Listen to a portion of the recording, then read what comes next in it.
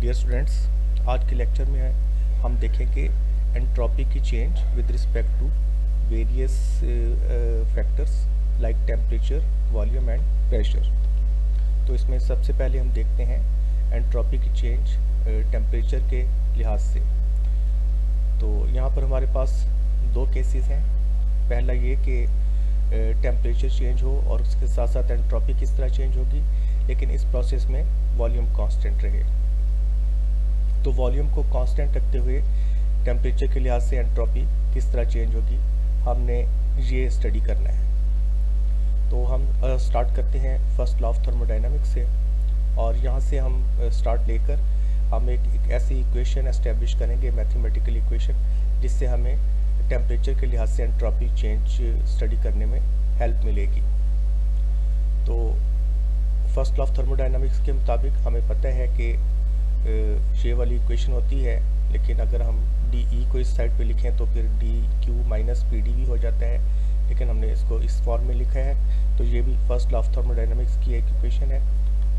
और अगर हम वॉल्यूम को कांस्टेंट मान रहे हैं, जैसा कि हमने हेडिंग में लिखा कि अगर कांस्टेंट वॉल्यूम पे प्रोसेस हो रहा हो तो फिर टेम्परेचर के लिहाज से एंट्रोपी कैसे चेंज होगी, हमने ये स्टडी करना है। तो इसलिए हम कांस्टेंट वॉल्यूम माना। तो अगर वॉल्यूम कांस्टेंट हो जाए तो ये डी वी ज़ीरो हो जाएगा, और डी वी के ज़ीरो होने से पी डी वी भी ज़ीरो हो जाएगा। तो पी डी वी ज़ीरो हो जाते हैं, लिहाजा इक्वेशन जो फर्स्ट इक्वेशन है ये इसके इक्वल रह जाती है, रिड्यूस हो जाती है। अब एंट्रोपी की चेंज हमने स्टडी की थी पिछले लेक्चर में। एंट्रोपी चेंज किसके इक्वल होती है, D Q over T, change in heat energy with respect to time, ये होती है चेंज इन एंट्रोपी। तो यहाँ से अगर हम इस इक्वेशन से डी क्यू की वैल्यू फाइंड आउट करें तो डी क्यू टेम्परेचर को हम इस साइड पे ले जाते हैं, तो ये हो जाएगा D Q is equal to T D S. तो यहाँ पर इस इक्वेशन में हम डी क्यू को रिप्लेस कर देते हैं टी डी एस के साथ। तो डी क्यू की ये वैल्यू इस इक्वेशन में पुट कर दी, तो T D S equal to D. अब इस इक्वेशन को थोड़ा हमने रीअरेंज किया, वो इस तरह से कि डी ई को इस साइड पे ले आए, यानी दोनों साइडों पर डी ई से डिवाइड कर दिया इस इक्वेशन को। तो हमारे पास ये इक्वेशन आ जाती है। और अगर हम इसको पार्शियल डिफरेंशिएशन की फॉर्म में लिखें, जैसा कि हमने ऊपर स्पेसिफाई किया हुआ है कि इस प्रोसेस में वॉल्यूम कांस्टेंट है, तो पार्शियल डिफरेंशिएशन की टर्म में वॉल्यूम कांस्टेंट पे ये इक्वेशन इस फॉर्म में आ जाएगी। अब इसको रीअरेंज करके हम इस तरह से लिख सकते हैं कि टेम्परेचर को इक्वेशन की दूसरी साइड पे ले गए तो वो डिनोमिनेटर में चला गया। अब हम ये करते हैं कि पूरी इक्वेशन को पार्शियल टी से डिवाइड करते हैं, पार्शियल टी से पूरी इक्वेशन को नहीं, सिर्फ लेफ्ट हैंड साइड को पार्शियल टी से डिवाइड करते हैं और पार्शियल टी से ही मल्टीप्लाई कर देते हैं, सिर्फ लेफ्ट हैंड साइड को, और वॉल्यूम को कांस्टेंट रखते हैं। तो हमारे पास ये इक्वेशन बन जाएगी। पार्शियल एस ये न्यूमरेटर में था, हमने यहाँ पर पार्शियल टी से डिवाइड किया, वॉल्यूम कांस्टेंट रखा, और पार्शियल ई डिनोमिनेटर में था, यहाँ पर हमने पार्शियल टी के साथ ये मल्टीप्लाई कर दिया और ये वॉल्यूम कांस्टेंट रखा। तो ये जो लेफ्ट हैंड साइड है ये पार्शियल टी से डिवाइड और मल्टीप्लाई करने से इस फॉर्म में चेंज हो जाएगी, जबकि right hand side 1 over T के इक्वल ही रहेगी। अब हमें हीट कैपेसिटी की डेफिनेशन से पता है कि heat capacity at constant volume C V किसके इक्वल होता है, change in internal energy with respect to time at constant volume. तो हम इस इक्वेशन को अगर रेसिप्रोकेट कर दें, उलट कर दें, पार्शियल डी को ऊपर ले जाएं, पार्शियल ई को नीचे ले आएं, तो हम इस साइड पर भी सी वी को डिनोमिनेटर में लेके आएंगे, तो 1 ओवर सी वी हो जाएगा। तो ये वैल्यू हो जाएगी पार्शियल टी ओवर पार्शियल ई एट कांस्टेंट वॉल्यूम। तो यहाँ पर ये जो टर्म है इसकी वैल्यू हमें मिल गई, समझो 1 ओवर सी वी। तो इसको रिप्लेस करके यहाँ पर हम 1 ओवर सी वी लिख सकते हैं। तो इक्वेशन 2 उसमें हमने ये वाली टर्म 1 ओवर सी वी के इक्वल पुट कर दी, और बाकी इक्वेशन वैसे ही रहेगी। इस इक्वेशन को हम रीअरेंज करके यूँ भी लिख सकते हैं कि सी वी को अगर हम इस साइड पे शिफ्ट कर दें तो ये partial S over partial T at constant volume is equal to C V over T. So ये क्वेश्चन हमें बता रही है कि अगर हमने change in entropy with respect to temperature at constant volume study करना हो तो हम क्या करते हैं, heat capacity at constant volume को टेम्परेचर पे डिवाइड करके इसकी वैल्यू फाइंड आउट कर सकते हैं। तो ये equation variation of entropy with respect to temperature at constant volume को एक्सप्रेस कर रही है। ये हमारा फर्स्ट टास्क था, variation of entropy with respect to temperature, और इसमें हमने पहला केस स्टडी किया एट कांस्टेंट वॉल्यूम। अब हमारे पास एक दूसरा केस है कि अगर हम प्रेशर को कांस्टेंट रखें और इसमें वॉल्यूम वेरी करेगा और हम देखेंगे कि टेम्परेचर के लिहाज से एंट्रोपी कैसे चेंज होगी। तो यहाँ पर हम आगाज़ करते हैं एंथैल्पी की डेफिनेशन से। H is equal to E plus P V, ये हमने डेफिनेशन पढ़ी थी एंथैल्पी की, मैथमेटिकल फॉर्म है एंथैल्पी की डेफिनेशन के लिए। और अगर हम इसमें चेंज फाइंड आउट करें तो पूरी इक्वेशन को डिफरेंशिएट कर देंगे, हमारे पास ये डिफरेंशियल फॉर्म आ जाएगी ऊपर की इक्वेशन की। और फर्स्ट लॉ ऑफ थर्मोडायनामिक्स अभी हमने देखा था, पीछे इक्वेशन नंबर 1 इसको दिया था, ये फर्स्ट लॉ ऑफ थर्मोडायनामिक्स की इक्वेशन है। इसके मुताबिक ये जो टर्म है D E plus P D V ये इक्वल होता है डी क्यू के। तो हमें डी एच की वैल्यू क्या मिलेगी, अब D H is equal to, यानी ये वाली वैल्यू हमने डी क्यू के इक्वल पुट कर दी प्लस वी डी पी रह गया। अभी हमने देखा कि D Q is also equal to T D S, और ये हमने डिराइव किया था डी एस की वैल्यू से। D S is equal to D Q over T, और वहाँ से हमने डी क्यू को अलग किया तो ये टी डी एस के इक्वल हो गया। तो अब पिछली इक्वेशन में जहाँ पर डी क्यू हमने पुट किया है वहाँ पर उसको हटाकर उसकी जगह पर T D S, D Q की जगह पर टी डी एस की वैल्यू पुट कर देते हैं।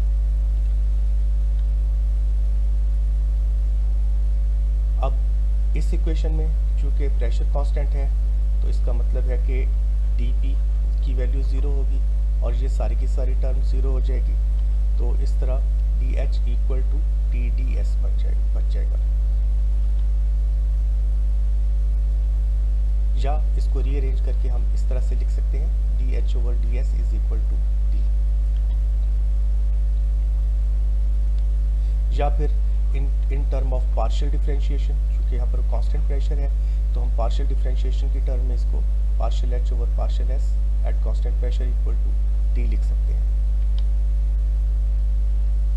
अब इस इक्वेशन की लेफ्ट हैंड साइड को हम पार्शियल टी से डिवाइड करते हैं और पार्शियल टी से ही मल्टीप्लाई करते हैं और प्रेशर को कांस्टेंट रखते हैं। तो partial H over partial T हो जाएगा एट कांस्टेंट प्रेशर, और partial T over partial S हो जाएगा at constant pressure equal to T.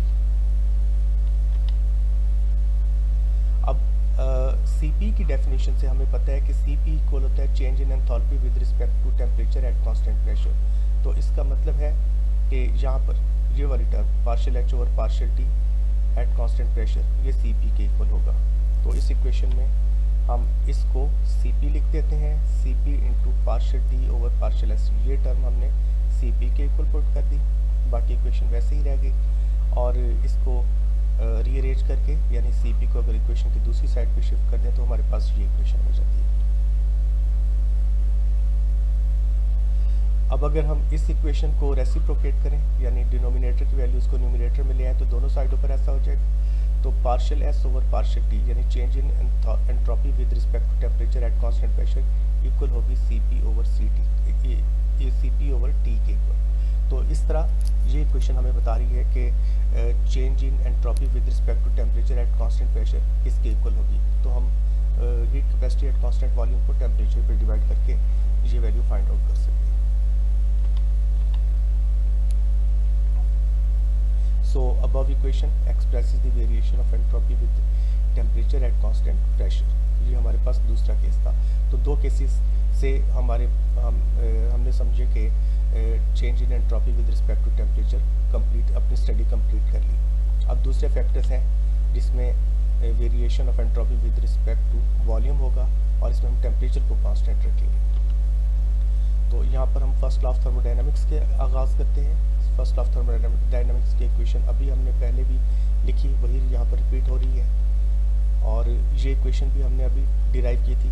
तो इस ऊपर की इक्वेशन में डी क्यू की जगह पर टी डी एस पुट कर दें, हमें ये इक्वेशन मिल जाएगी। इस इक्वेशन को थोड़ा सा रीअरेंज करके हम इस फॉर्म में ला सकते हैं, जैसे कि PdV को हमने समझे कि इधर रहने दिया और DE को दूसरी साइड पे शिफ्ट कर दिया, तो ये TDS माइनस DE हो जाएगा। इस इक्वेशन को फर्दर हम रीअरेंज कर सकते हैं कि DV को, पूरी इक्वेशन को DV से डिवाइड कर दें, तो यहाँ पर सिर्फ P रह जाएगा, इधर DS ओवर DV आ जाएगा, इधर DE ओवर DV आ जाएगा। अब एट कांस्टेंट टेम्परेचर अगर हम इसको पार्शियल डिफरेंशिएशन की फॉर्म में लिखें तो हम इस इक्वेशन को यूँ लिख सकते हैं, जहाँ पर D है वहाँ पर हमने पार्शियल लगाया और साथ में कांस्टेंट फैक्टर भी लगा दिया टेम्परेचर।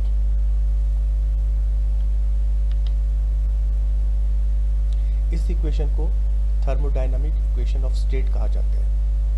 इसकी एक फॉर्म ये है और इसकी और भी फॉर्म्स होती हैं, वो हम आगे हमारे सामने आ जाएंगी।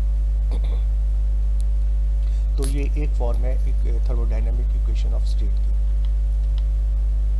इस इक्वेशन को अगर हम टेम्परेचर के लिहाज से डिफरेंशिएट करें और वॉल्यूम को कांस्टेंट रखें तो हम देखते हैं कि इसकी लेफ्ट साइड थी सिर्फ P, तो partial P over partial T eight constant volume, क्योंकि हम टेम्परेचर के लिहाज से डिफरेंशिएट कर रहे हैं इक्वेशन को विद रिस्पेक्ट टू वॉल्यूम। इससे अगली टर्म थी इक्वेशन में देखें T into partial S over partial V eight constant temperature. तो इसमें समझिए कि ये दोनों टर्म्स डिफरेंशिएट होंगी बारी बारी, और एक में ये डिफरेंशिएट होगा, ये एज सच रहेगा, और दूसरे में ये एज सच रहेगा और ये डिफरेंशिएट हो जाएगा विद रिस्पेक्ट टू टेम्परेचर।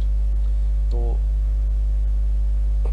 यहाँ पर पहले हमने समझो कि टेम्परेचर के लिहाज से डिफरेंशिएट किया और दूसरी टर्म ऐसे ही रहने दी, तो ये वैल्यूज़ एक दूसरे से कैंसिल आउट हो जाएंगी, क्योंकि partial T over partial T 1 के इक्वल हो जाएगा। इस तरह ये इक्वेशन ये सारा पार्ट 1 के इक्वल हो जाएगा और इसमें सिर्फ ये वाली टर्म रह जाएगी। यहाँ पर हमने क्या किया, इसी इक्वेशन को समझो कि अब यहाँ पर T को डिफरेंशिएट करने की बजाय हमने इस पार्ट को डिफरेंशिएट किया, तो ये एक तो डिफरेंशिएट ऑलरेडी हो रहा था, एंट्रोपी चेंज ऑलरेडी वॉल्यूम के लिहाज से डिफरेंशिएट हो रही थी, अब हम इसको टेम्परेचर के लिहाज से भी डिफरेंशिएट कर रहे हैं, तो ये डबल डिफरेंशिएशन हो जाएगी, partial square S over partial V partial T। अब हम कांस्टेंट फैक्टर्स को यहाँ से हटा देते हैं और इससे अगली टर्म थी partial E over partial V eight constant temperature. अब हम उसको पार्शियल T के लिहाज से भी डिफरेंशिएट कर रहे हैं, तो इस तरह टेम्परेचर की यहाँ से वैल्यू हटा देते हैं और ये भी डबल डिफरेंशिएशन की फॉर्म में आ जाएगी। तो हमारे पास अब हम समझें कि इस ऑपरेशन के बाद ये इक्वेशन इस फॉर्म में आ जाएगी, बल्कि इसको और सिंप्लीफाई करके हम यूँ लिख सकते हैं कि अब ये टर्म भी ख़त्म होगी और ये हमारे पास इक्वेशन 1, बाकी की इक्वेशन बच गई।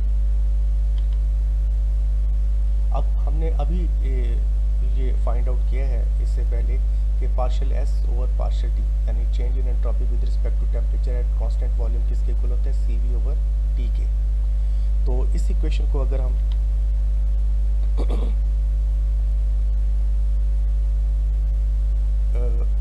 CV की वैल्यू देखें तो और CV किसके इक्वल था, change in internal energy with respect to temperature at constant volume, तो यहाँ पर हम CV को हटाकर उसकी ये वाली वैल्यू लिख देते हैं, तो हमारे पास ये इक्वेशन आ जाएगी।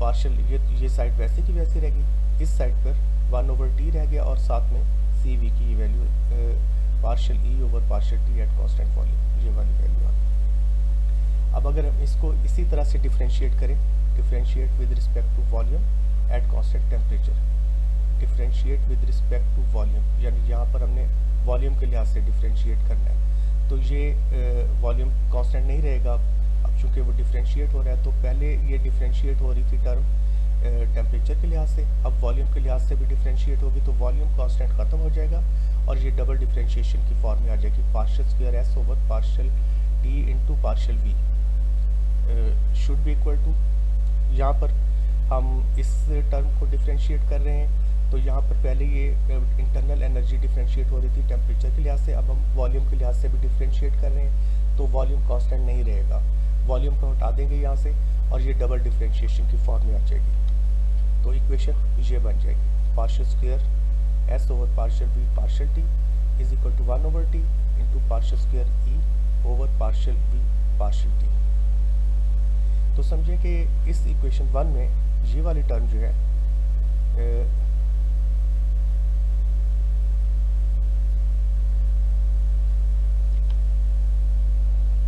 ये वाली जो टर्म है अब हमें इसकी वैल्यू मिल रही है, वो इस इक्वेशन से हमें मिल सकती है कि अगर हम टेम्परेचर को इस साइड पे शिफ्ट कर दें तो समझें कि ये सारे का सारा पार्ट ये बन जाएगा और टेम्परेचर को हम इस साइड पे ले आए।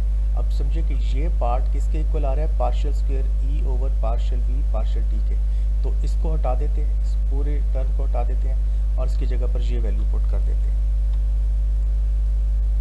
तो जब ये वैल्यू पुट की तो समझे कि ये वैल्यू इसकी जगह पर आ गई और ये ऑलरेडी मौजूद है, दोनों सिमिलर वैल्यूज़ हैं लेकिन साइन ऑपोजिट्स हैं, लिहाजा ये दोनों एक दूसरे से कैंसिल आउट हो जाएंगी और हम फाइनली हमारे पास इक्वेशन बनेगी, ये वाली इक्वेशन बन जाएगी, partial P over partial T at constant volume is equal to partial S over partial V at constant temperature.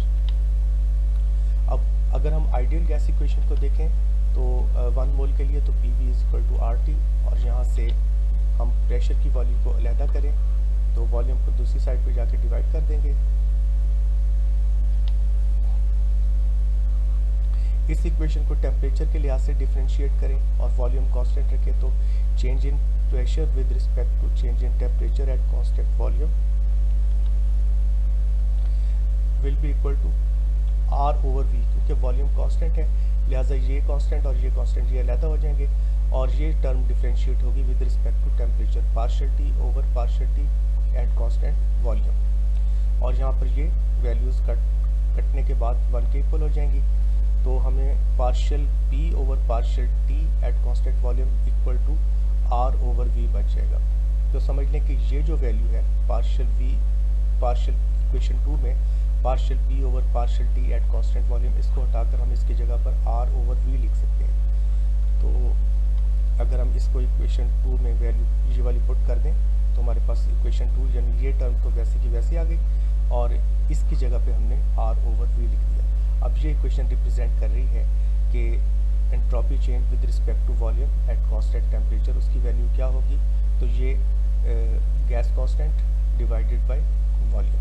तो वॉल्यूम किसी भी गैस का वॉल्यूम लें या किसी भी सब्सटेंस का वॉल्यूम लें और गैस कांस्टेंट से उसको उस वॉल्यूम पे डिवाइड कर दें तो समझ लें कि हम change in entropy with respect to volume at constant temperature find out कर सकते हैं। तो this equation expresses the variation of entropy with volume at constant temperature. Next है हमने स्टडी करना है एंट्रोपी में change with respect to pressure at constant temperature. इसका आगाज़ हम करते हैं एंथैल्पी की इक्वेशन से, H is equal to E plus P V. ये सेटल्ड इक्वेशंस हैं, हमने इससे पहले स्टडी की हैं, इसलिए अब हम इनको फर्दर एक्सप्लेन करने की ज़रूरत नहीं है कि ये इक्वेशंस कैसे डेवलप हुई हैं। ये तो जस्ट डेफिनेशन से ही ये इक्वेशन बन जाती है और अगर हम इसमें चेंज इन एंथैल्पी मालूम करें तो पूरी इक्वेशन को डिफ्रेंशिएट कर देते हैं इस तरीके से। फर्स्ट लॉ ऑफ थर्मोडायनामिक्स की इक्वेशन हम बार बार यूज़ कर रहे हैं, तो यहाँ पर अगर फर्स्ट लॉ ऑफ थर्मोडायनामिक्स की इक्वेशन से देखें तो ये टर्म जस्ट डी क्यू के इक्वल रह जाएगी। तो इस तरह D H is equal to D Q plus V D P, ये दोनों टर्म्स ख़त्म हो गई और इसकी जगह पर डी क्यू की वैल्यू आ गई। अब डी क्यू किसके इक्वल होता है, ये चेंज इन एंट्रोपी की डेफिनेशन से D Q is equal to T D S, तो इसकी जगह पर हम टी डी एस लिख सकते हैं जैसे हमने पिछले आर्टिकल में भी किया है। तो ये D H is equal to T D S plus V D P. इसको रीअरेंज करके हम जो लिख सकते हैं कि वी डी पी को अगर हम इस साइड पे रखें तो टी डी एस दूसरी साइड पे, तो D H minus T D S हो जाएगा। और फर्दर इस पूरी इक्वेशन को अगर हम dp से डिवाइड कर दें तो हमारे पास ये इक्वेशन बन जाएगी।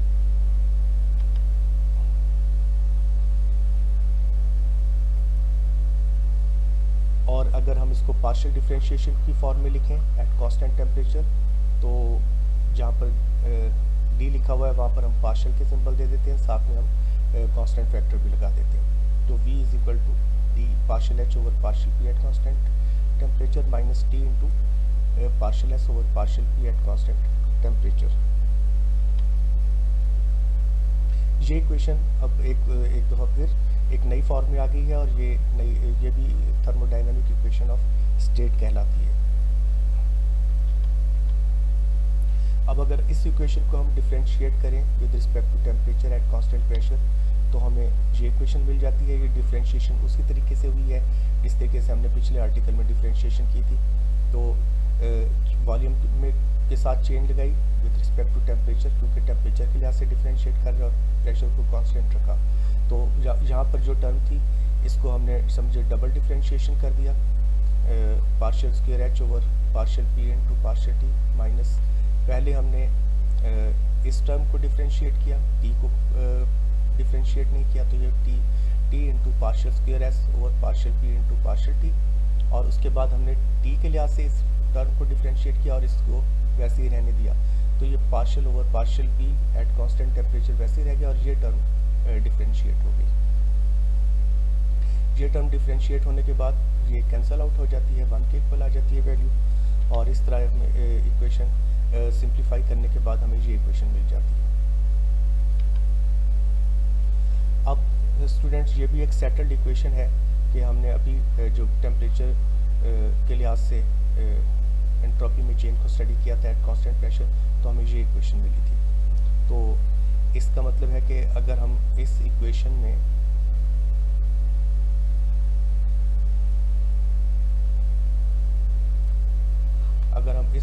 को लेकर इसमें Cp की वैल्यू पुट कर दें, इस इक्वेशन में Cp की वैल्यू पुट कर दें, Cp की वैल्यू हमें डेफिनेशन से मिल रही है, definition of heat capacity at constant pressure. तो ये इक्वल होता है change in enthalpy with respect to temperature at constant pressure. तो समझे कि ये इक्वेशन जो लेफ्ट साइड तो वैसे की वैसी रह जाएगी, इधर 1/T इंटू ये टर्म आ जाएगी, तो हमें ये इक्वेशन मिल जाएगी। अब इस इक्वेशन को अगर हम डिफरेंशिएट कर दें with respect to pressure at constant temperature, तो ये प्रेशर के लिहाज से पहले प्रेशर कांस्टेंट था, अब हम डिफरेंशिएट कर रहे हैं विद रिस्पेक्ट टू प्रेशर, तो प्रेशर को चेंज कर रहे हैं। तो समझिए यहाँ पर पहले टेम्परेचर चेंज हो रहा है और अब फर्दर इसी को प्रेशर के लिहाज से भी चेंज करेंगे, तो प्रेशर कांस्टेंट को हटा देंगे, तो हमारे पास डबल डिफरेंशिएशन की फॉर्म में ये इक्वेशन आ जाएगी, partial square S over partial P partial T is equal to 1/T। अब यहाँ पर फिर प्रेशर को चेंज करना है, तो इसको हटा देना है और यहाँ पर पार्शियल पी लगा देना है, तो partial square H over partial T into partial P, ये इक्वेशन। तो इस इक्वेशन में समझे कि अब अगर हम टी को इस साइड पे ले आए तो इस टर्म की हमें वैल्यू मिल जाती है। ये हमने टेम्परेचर को इस साइड पे ले आए और इस टर्म इक्वेशन 1 में ये जो टर्म है 1 2 3 नंबर पे हमें इसकी वैल्यू मिल जाती है, तो इसको हटाकर हम ये वाली वैल्यू लिख सकते हैं इक्वेशन 1 में। इक्वेशन 1 में ये वैल्यू पुट की। अब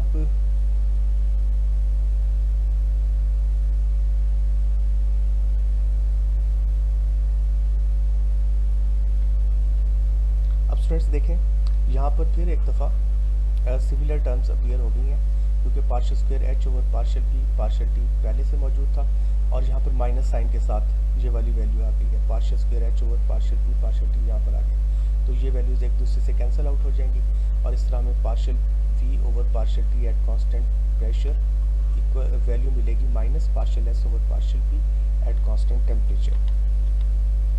तो ये इक्वेशन हमें इस सिंप्लीफिकेशन के बाद हासिल होगी।